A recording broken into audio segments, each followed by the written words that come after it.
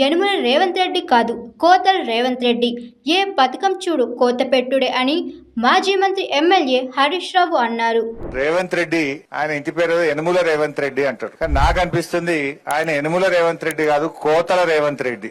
ఏ పథకం చూడు కోత పెట్టుడే. అరే కేసీఆర్ గారు ఉండంగా పంటకు రైతు బంద్ వేసిండు. నీకు ఓఆర్ఆర్ లోపలుంటే అయ్యా, రంగారెడ్డి జిల్లాలకు అయ్యా, మేడ్చల్ జిల్లాలకు బంద్ పెడతా, పటాన్ చెరువులకు ఎగబెడతా ఇట్లా అన్నాడు ఆ కేసీఆర్ ఎప్పుడన్నా? ఎవరన్నా గాని ఈ రాష్ట్రంలో అది ఎస్సీయా, ఎస్టీయా, బీసీయా, మైనారిటీయా, ఓసీయా, రైతు అయితే చాలు, రైతుల ఆత్మగౌరవం పెంచాలి అని ఈ ప్రపంచంలోనే రైతుకు నగదు బదిలీ చేసిన నాయకుడు KCR, BRS party.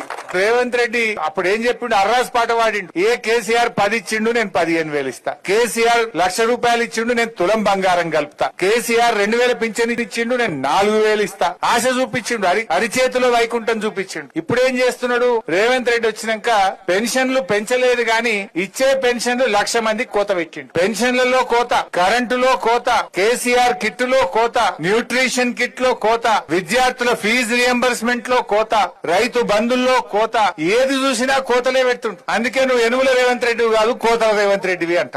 Hi, this is Swathi.